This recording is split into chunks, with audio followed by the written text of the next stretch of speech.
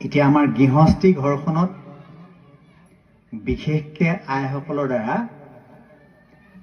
ৰাতিপুৱা শুই উঠাৰ পৰা ৰাতি শোৱালৈকে পাঁচটা পাপ হয়।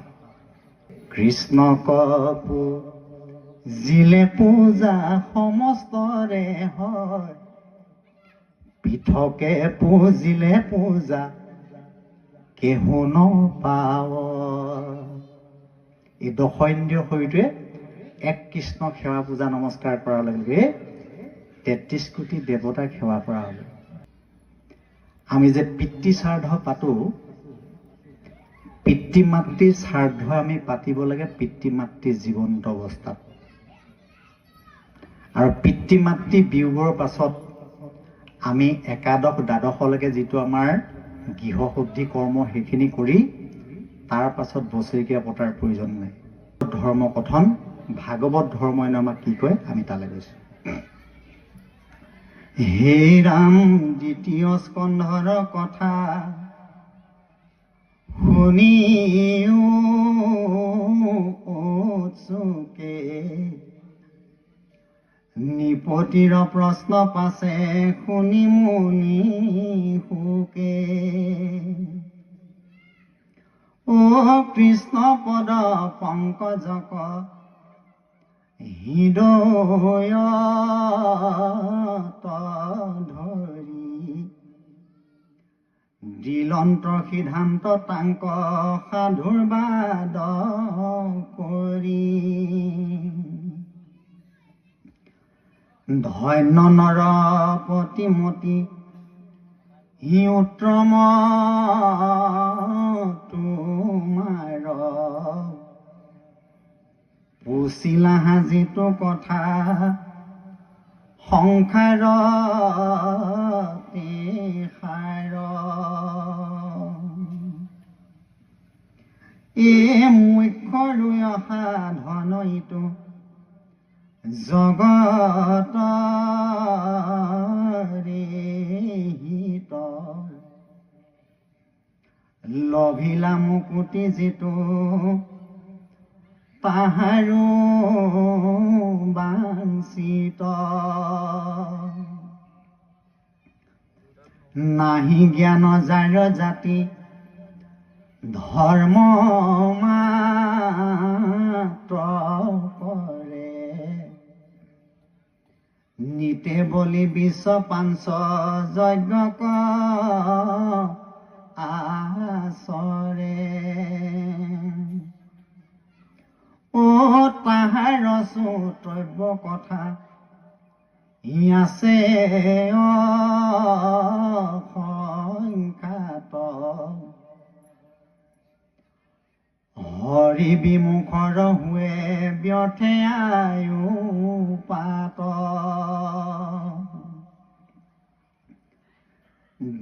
নিদ্ৰাস্তি আলাপনে ৰাতি আয়ু হৰৈ, দিন ভৈলে ধন কুটুম্বৰ চিন্তা কৰৈ। হে মিছা বিষয়ক মাত্ৰ কৰৈ অভিলাষ,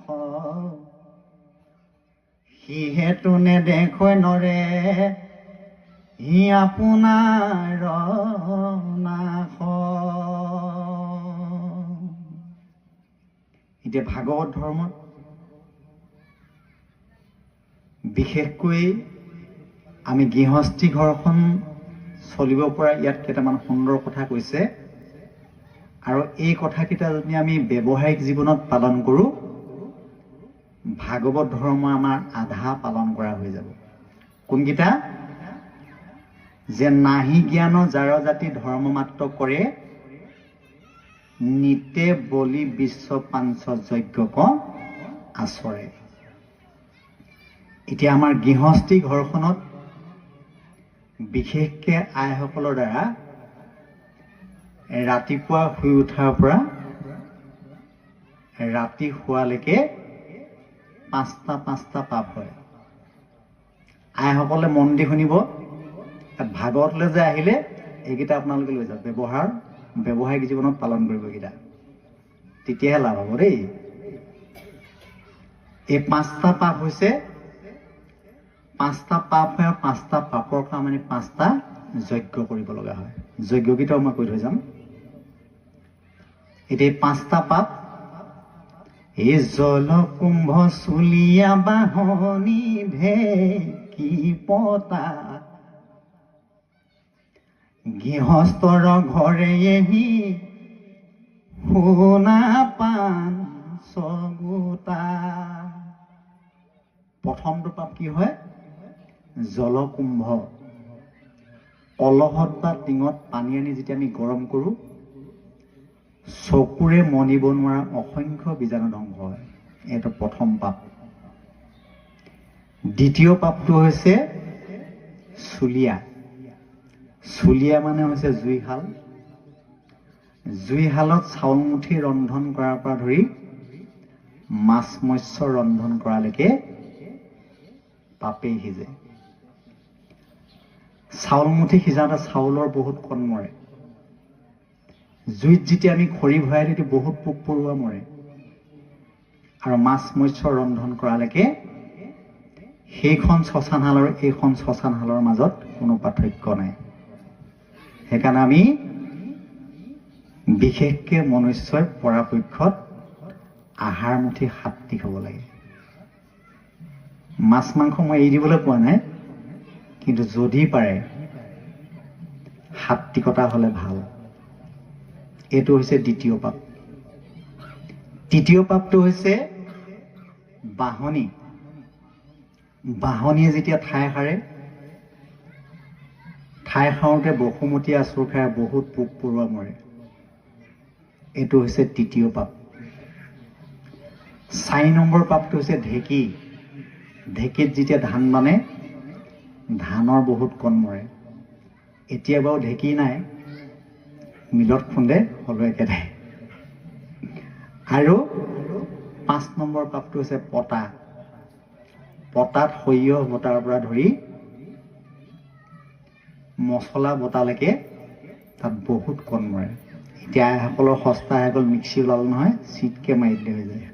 একদম সহজ হৈছে।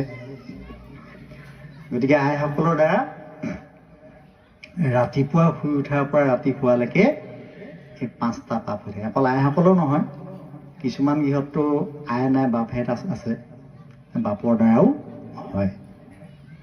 এতিয়া এই 5টা পাপৰ কাৰণে আমি গৃহস্থী ঘৰখনত 5টা যজ্ঞ কৰিব লাগে। এই 5টা যজ্ঞ, প্ৰথমটো হৈছে বলি যজ্ঞ, দ্বিতীয়টো হৈছে দেৱযজ্ঞ, তৃতীয়টো হৈছে ভূত যজ্ঞ, 4 নম্বৰটো হৈছে পিতৃ শ্ৰাদ্ধ, আৰু 5 নম্বৰটো হৈছে নিযজ্ঞ। এই 5টা যজ্ঞ কৈ যাম মই। এইখিনি আপোনালোকে সকলোৱে গৃহলৈ লৈ যাব। এতিয়া 5টা যজ্ঞ মই কৈ যাম।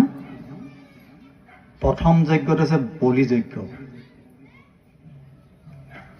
এতিয়া বলি যজ্ঞটো আমি কেনেকৈ সমাপন কৰিম? এতিয়া বহু লোকে গৈ দেৱ দেৱী আগত হাঁহ ছাগলী পাৰ এইবিলাক বলি দিয়েগৈ। কিন্তু ভাগৱতে আমাক কি বলি দিবলৈ কৈছে? আমাৰ শৰীৰত থকা কাম, ক্ৰোধ, লোভ, মোহ এইকেইটাক বলি দিবলৈ কৈছে।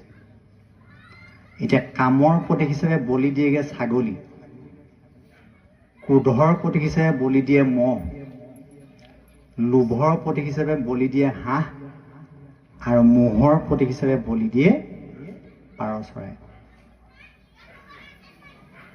এতিয়া এই দেৱ দেৱী আগতে এই বলিবিলাক দিলে কি হয়? এটা ছাগলী গাত যিমানডাল নোম থাকে, যিজনে গৈ পেলাই বলি দিলেগে, আগবঢ়াই দিলেগে, তাৰ এই ছাগলীটোৰ গাত যিমানডাল নোম আছে, এই ছাগলীটো সিমানবাৰ মানুহ হ'ব, আৰু যিটো মানুহে বলি দিলেগে সেই মানুহটো সিমানবাৰ ছাগলী হৈ তাৰ হাতত কাট খাব। পুনৰপি জনমম পুনৰপি মৰণম। তেনেকৈ অন্য জীৱবিলাকক। গতিকে আমি আমাৰ শৰীৰত থকা কাম, ক্ৰোধ, লোভ, মোহ এইকেইটা কেনেকৈ বলি দিম? ভাগৱতে সিদ্ধান্ত দিছে। কি বুলি কৈছে? এই সাধুৰ সংগ যে বেচলিও সঘনে শ্ৰৱণ কীৰ্তন হানে শনায়ো সঘনে। এতিয়া শ্ৰৱণ কীৰ্তন হান কোনখন? এইখন হৈছে শ্ৰৱণ কীৰ্তন হান, য'ত সাধুৰ সংগ হয়, য'ত কৃষ্ণ কথা হয়, সেইখনে হৈছে শ্ৰৱণ কীৰ্তন হান। আমাৰ ঘৰত যেনেকৈ এখন দা বা কটাৰী বহুত দিন পেলাই থলে মামৰে খায় নহয়, খায় নাই? যদি তাৰ আকৌ ধুৱাই দিয়া হয় চফা হয়। গতিকে আমি কাণখনে সঘনাই শ্ৰৱণ কীৰ্তন নামৰ হানখনত সঘনাই থাকিলে আমাৰ এই বলি যজ্ঞটো সমাপন হৈ যাব। আকৌ বেলেগে আমি হাঁহ ছাগলী পাৰ দেৱীৰ আগত বলি দিয়াৰ প্ৰয়োজন নাই, ভাগৱতে সিদ্ধান্ত দিছে। আৰু এই কথাবিলাক আমি ব্যৱহাৰিক জীৱনত পালন কৰিব লাগিব। দ্বিতীয় যজ্ঞটো হৈছে দেৱযজ্ঞ। আমি দেৱতাক হোম দিব লাগে। এতিয়া দেৱতাক আমি হোম কেনেকৈ দিম? এজন মানুহৰ শৰীৰত 33 কোটি দেৱতা থাকে, মানে 33 প্ৰকাৰৰ দেৱতা। ৰুদ্ৰ দেৱতা 1 কোটি, বৰুণ দেৱতা 1 কোটি, সূৰ্য দেৱতা 1 কোটি, ইন্দ্ৰ দেৱতা 1 কোটি, এনেকৈ 33 প্ৰকাৰৰ দেৱতা আছে। আমাৰ শৰীৰৰ প্ৰতিডাল নোমৰ কোষে কোষে একোজন দেৱতা থাকে। আৰু আমাৰ শৰীৰত মুখ্য 10জন দেৱতা আছে। এই মুখ্য 10জন দেৱতা হৈছে চক্ষুত আদিত্য, কৰ্ণত দিশ, নাকত অশ্বিনী কুমাৰ, মুখত বহ্নি, জিভাত বৰুণ, হস্তত ইন্দ্ৰ, চিত্তত বাসুদেৱ, লিংগত প্ৰজাপতি, গুহ্যত মিত্ৰ, চৰণত বিষ্ণু। এই দশইন্দ্ৰিয় শৰীৰটোৰ সৈতে আমি প্ৰত্যেকেই পুৱা গধূলি আমি ঈশ্বৰৰ সেৱা কৰিব লাগে। কোনজন ঈশ্বৰক আমি সেৱা কৰিম? আমাৰ প্ৰত্যেকখন গৃহস্থী ঘৰতে অকণমান গুৰু গৃহ থাকিব লাগে। তেতিয়া কি হয়? ভাগৱতে সিদ্ধান্ত দিছে, কৃষ্ণ কপু জিলে পূজা সমস্তৰে হয়, পৃথকে পূজিলে পূজা কেহু নপাৱ। এই দশইন্দ্ৰিয় শৰীৰটোৱে এক কৃষ্ণক সেৱা পূজা নমস্কাৰ কৰাৰ লগে লগে 33 কোটি দেৱতাক সেৱা কৰা হ'ব। আৰু আমি 33 কোটি দেৱতা যদি এজন এজনকে পূজা কৰিবলৈ যাওঁ কিমান দিন লাগিব? 33 কোটি দিন লাগিব। আমি কলিযুগৰ মানুহ এইখিনি কৰাটো সম্ভৱ নহয়। গতিকে এক কৃষ্ণক সেৱা কৰিলে আমাৰ সম্পূৰ্ণ হৈ যায়। সেইকাৰণে প্ৰথম স্কন্ধত এক দেও এক সেও একত বিনে নাই কেও, এজন ভগৱন্তকে সেৱা পূজা নমস্কাৰ কৰিবলৈ কৈছে। এইটো হৈছে আমাৰ দেৱযজ্ঞ। বেলেগে আমি দেৱতা পূজা কৰাৰ প্ৰয়োজন নাই। কোনজন দেৱতাক সেৱা কৰিব লাগে? এক কৃষ্ণ দেৱ কৰিও সেও, এক কৃষ্ণকে সেৱা পূজা নমস্কাৰ কৰিবলৈ ভাগৱতে আমাক সিদ্ধান্ত দিছে। তাৰপাছত 3 নম্বৰ যজ্ঞটো হৈছে ভূত যজ্ঞ। ভূত মানে হৈছে জীৱ। আপোনাৰ গৃহখনত থকা হাঁহ ছাগলী পাৰৰ পৰা গৰু গাইৰ পৰা ল'ৰা ছোৱালীকেইটালৈকে আমি যিখিনি পৰিচালনা কৰোঁ, গৰুহাল এৰাল দি থৈছে, সময়ত পানীকণ খুৱাই দিয়া, লৰাই দিয়া, সেইটোৱে সেৱা। কুকুৰটো পুহিছে, সময়ত এমুঠি খাবলৈ দিয়া, ল'ৰা ছোৱালীকেইটাক কাপোৰ কানিকেইটা ধুই দিয়া বা ধৰি খোৱা বোৱা চোৱা লাগে, এই জীৱসমূহক পৰিচালনা কৰাটো হৈছে ভূত যজ্ঞ। এইটো ভাগৱতে সিদ্ধান্ত দিছে, এই সমস্ত ভূততে দেখিবে কয় আত্মসম, উপায় মধ্যতহিতো ইয়াতি মুখ্যতম। গতিকে গজহস্তীৰ পৰা গুৰিপুৰলৈকে সমস্তৰে আত্মাক ভগৱন্তক দৰ্শন কৰিবলৈ গৈছে। এইটো হৈছে ভূত যজ্ঞ। এতিয়া 4 নম্বৰটো হৈছে পিতৃ শ্ৰাদ্ধ।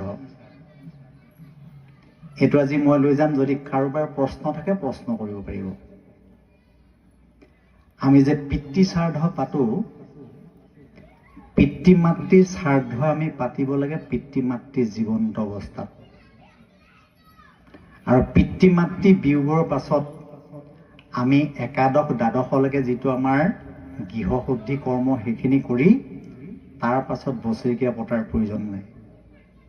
এইটো ভাগৱতে সিদ্ধান্ত দিছে।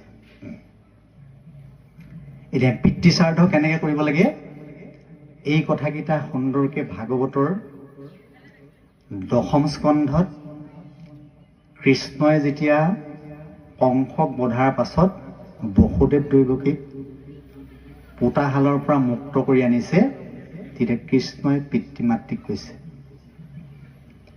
যিটো পিতৃ মাতৃ জন্মিলে দেহ পুখিলে অনুদিন, সিটো পুতে তাৰ সতে কবৎসৰে খুজিবে নপাৰে ঋণ। পুত্ৰ হৈয়া যিটো পিতৃক নুপুগৈ দুৰ্জনয়াতিয়াবাদী, তাহাৰ মাংস তাকে খুৱায় যমৰ কিংকৰে কাটি। গতিকে আমি পিতৃ মাতৃক সেৱা শুশ্ৰূষা কৰিবলৈ পিতৃ মাতৃ জীয়াই থকাৰ অৱস্থাত, কেতিয়া যিটো সময়ত পিতৃ মাতৃৰ নিৰ্দিষ্ট বয়স হ'ব, পিতৃ মাতৃয়ে যেতিয়া কৰিব নোৱাৰা হ'ব, শৰীৰটোৰ জৰা অৱস্থা হ'ব, সেই সময়ছোৱাত যিখিনি আপুনি সেৱা শুশ্ৰূষা কৰিব সেইখিনি সেই শ্ৰদ্ধাই হৈছে শ্ৰাদ্ধ। আৰু মৃত্যুৰ পিছত আপুনি যিমান বছৰেকীয়া পাতিলেও সেই পিতৃয়ে কেতিয়াও খাবলৈ নাহে। মই আজি অলপ দিনৰ আগত বিশ্বনাথ চাৰিআলিত এজন লগ পাইছোঁ, যে দেউতাকক তেওঁ 3 মহল ঘৰ, চব টাইলছ লগোৱা, আৰু পিতৃক থৈছে ঘৰৰ পৰা অলপমান বাহিৰত 3-4টা টিংপাত দি পেলাই তাত থৈ দিছে, আৰু জীৱন্ত অৱস্থাত পিতৃক নেদেখুৱালে। মই পিছত বেলেগক কোৱাহে শুনিছোঁ। আৰু পিতৃ বিয়োগৰ পিছত মোক কৈছে বোলে পিতৃ বৈকুণ্ঠী হ'ল নহয়। মই বোলো কেনেকৈ বৈকুণ্ঠী হ'ল? যিজন পুত্ৰই আপুনি জীৱন্ত অৱস্থাত, মই আনক কোৱাহে শুনিছোঁ,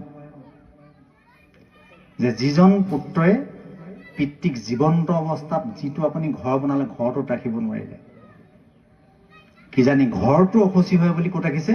বাহিৰত ৰাখিছে। যিকণ সময়ত সেৱা শুশ্ৰূষা কৰিব লাগিছিল সেইটো সময়ত নকৰিলে, আৰু সেইজন পুত্ৰই যিমান বছৰেকীয়া পাতিলেও তাৰ পৰা কোনো ফল নাপায়। গতিকে আমি পিতৃ মাতৃ সেৱা শুশ্ৰূষাৰ শ্ৰাদ্ধ জীৱন্ত অৱস্থাত পাতিব লাগে। এইটো হৈছে পিতৃ শ্ৰাদ্ধ। আৰু 5 নম্বৰ যজ্ঞটো হৈছে নিযজ্ঞ। নিযজ্ঞটো হৈছে অতিথি শুশ্ৰূষা দেই। এইটো আইসকলে ভালকৈ মন দি শুনিব, কাৰণ আমি যিখিনি আলোচনা কৰিছোঁ সেইখিনি ব্যৱহাৰিক জীৱনত পালন কৰিবৰ কাৰণে। এতিয়া নিযজ্ঞটো হৈছে অতিথি শুশ্ৰূষা। আপোনাৰ ঘৰলৈ যেনেকুৱা শত্ৰুজন আহিলেও মিত্ৰতা আচৰণ কৰিব লাগিব।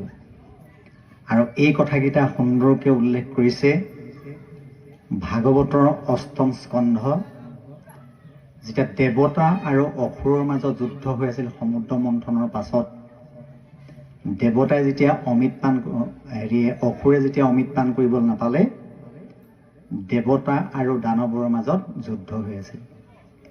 আৰু যুদ্ধ হৈ থকাৰ মাজতেই বলিগৃহলৈ এদিন দেৱতাসকল আহিছিল। তেতিয়া বলি ৰজাই অন্য দৈত্যসকলক কৈছে যে তেওঁলোক যদিও আমাৰ মহাশত্ৰু, তেওঁলোক আমাৰ ঘৰলৈ অতিথি হৈ আহিছে, গতিকে তেওঁলোকক ভালদৰে সেৱা শুশ্ৰূষা কৰিবা। পদবন্ধে সুন্দৰকৈ উল্লেখ কৰি কৈছে, সি যদি মহাশত্ৰু আখি অতিথি, দেৱ বুলি কৰিবা তাহাঙ্ক ভকতি। হে পূৰ্বাপৰ দুখ গুণ নকৰি বিচাৰ, সেহিহে শাস্ত্ৰৰ নয় ধৰ্ম ব্যৱহাৰ। কি বুলি কৈছে? যদি মহাসত্ৰসী হৈ অতিথি আপোনাৰ ঘৰলৈ এজনৰ লগত বহুত দিনতে আপুনি কাজিয়া কচাল লাগি তেওঁলোকত মাত বোল নাই আৰু তেওঁলোকক আপুনি নাচায়ো, সেই ব্যক্তিজনে কিবা কাৰণত আপোনাৰ ঘৰত আহিব লগা হ'ল, অহাৰ লগে লগে আপুনি যদি ভালকে মাতে বোলে ব্যৱহাৰ কৰি মজিয়াত যদি বৰপিয়া পাৰি আপুনি চাহ তামোল ভালকে আপ্যায়ন কৰাই দিব পাৰে, সেই শত্ৰুতা ভাৱটোৰ কেতিয়াও নাথাকে। যিমান শত্ৰু হ'লেও মিত্ৰ কৰিব পাৰিব। এইটো হৈছে ভাগৱতৰ আচৰণ। পূৰ্বাপৰ দুখ গুণ নকৰি বিচাৰ, সেহিহে শাস্ত্ৰৰ নয় ধৰ্ম ব্যৱহাৰ। গতিকে তেনেধৰণে আমি অতিথি শুশ্ৰূষা কৰিব লাগিব। মই এটা উদাহৰণে কৈছোঁ যে দশম স্কন্ধ ভাগৱত কৃষ্ণ আৰু বলোৰামে যিদিনা কংস ৰংগশালালৈ অকুৰে লৈ আহি আছিল, আহি থাকোঁতে প্ৰথমতে কুজিক লগ পালে। কুজিক লগ পাই সুধিলে যে তুমি এইটো অৱস্থাৰে কুজা কোচকে কলৈ গৈ আছা? তেতিয়া কৈছে এইখন কংস মহাৰাজৰ ৰাজ্য, আৰু কংস মহাৰাজক নিতৌ এটা মই চন্দনৰ ফুট দিওঁ, ফুটটো দিয়াৰ বিনিময়ত মোক এটা সামান্য মূল্য দিয়ে, আৰু সেইটো মূল্যৰ সৈতে মই চলি আছো।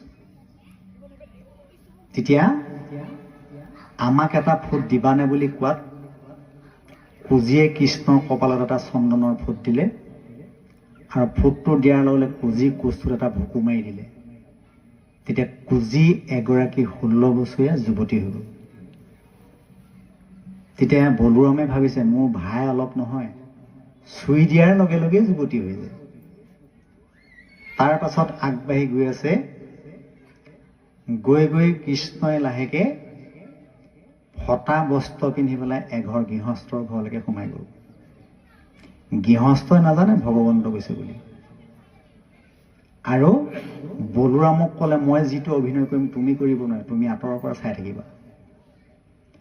কৃষ্ণই লাহেকে ফটা বস্ত্ৰ পিন্ধি এঘৰ গৃহস্থী ঘৰলৈকে সোমাই গৈছে, আৰু গৃহস্থী ঘৰত সোমাই গৈ বাহিৰৰ পৰা মাত লগাইছে ভূ ভৱতী ভিশ্ৰাম দেহি। আৰু গৃহস্থই এমুঠি হাতত চাউল লৈ খোজনীয়াক দিবৰ কাৰণে আহিছে। তেতিয়া কৃষ্ণই মাত লগাইছে, গৃহস্থই চিনি পোৱা নাই যে তুমি মোলৈ কি লৈ আহিছা? কৈছে আনক দিয়াৰ দৰে তোমালৈ এমুঠি মই চাউল লৈ আহিছো। তেতিয়া কৈছে মই তোমাৰ ঘৰত চাউলৰ অভাৱত অহা নাই। কিয় আহিছা? যে তুমি মোৰ অৱয়ৱটোলৈ চাই দিয়াচোন, মোৰ শৰীৰত গোটেই ফটা বস্ত্ৰ। যদি তুমি মোক অকণমান বস্ত্ৰ দান কৰিব পাৰা, বহুত পুণ্য অৰ্জন কৰিব পাৰিবা। তেতিয়া গৃহস্থই এতিয়া বস্ত্ৰ দিব নোৱাৰে, আৰু ভগৱন্তৰ তাৰ পৰা বস্ত্ৰ নাপালে নাযায়। দুইজনে বহুত সময় বাক বিতণ্ডা লাগি আছে, আৰু বহু সময়ৰ পাছত কৃষ্ণই গৃহস্থক সুধিলে যে তোমাৰ পৰিয়ালৰ সদস্য সংখ্যা কিমান? বোলে 5 জন। কি কৰি চলা তুমি? তেতিয়া কৈছে মই প্ৰকৃতাৰ্থত এজন ধোবা। ধোবা কাম কৰি মই যিকেইটা মূল্য পাওঁ, মোৰ পৰিয়ালটো মই সুন্দৰকৈ চলি আছো। তুমি ইমান দিনে ধোবা কাম কৰিলা, এই লুকুৱাই থোৱা বস্তু এটুকুৰৰ পৰা মোক দিব নোৱাৰিবানে? ধোবাৰ বৰ আক্ষেপ। কৈছে মই তেনেকুৱা কাম কৰি পোৱাই নাই, তোমাক বস্ত্ৰ দিম ক'ৰ পৰা? তেতিয়া কৃষ্ণই ধোবাক এটা চৰ মাৰিলে, আৰু চৰটো মৰাৰ লগে লগে ধোবাৰ মূৰটো ছিঙি মাটিত পৰিল, আৰু ধোবা চতুৰ্ভুজ মূৰ্তি ইয়াৰ পৰা মুক্ত হৈ গুচি গ'ল। এই ধোবা আগৰ জন্মত আছিলে ৰামচন্দ্ৰ অৱতাৰত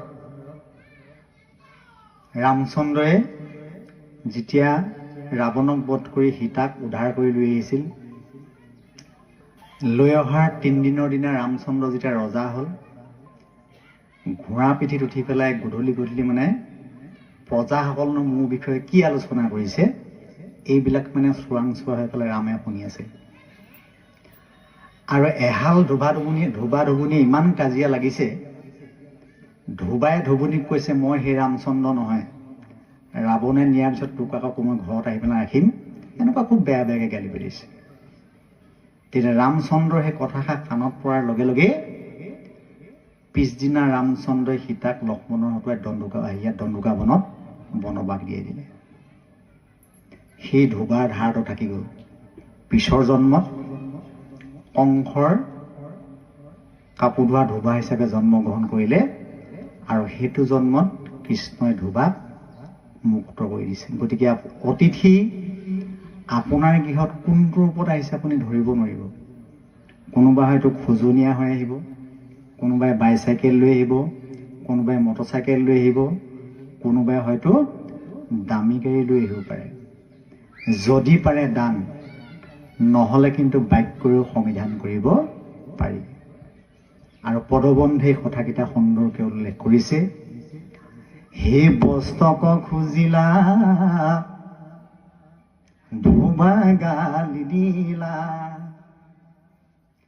প্ৰভু তাক কি পা কইলা, চৰে কমাৰি বস্ত্ৰ লৈলা কাহি, মৰিছ তোৰ ভোজ ভৈলা।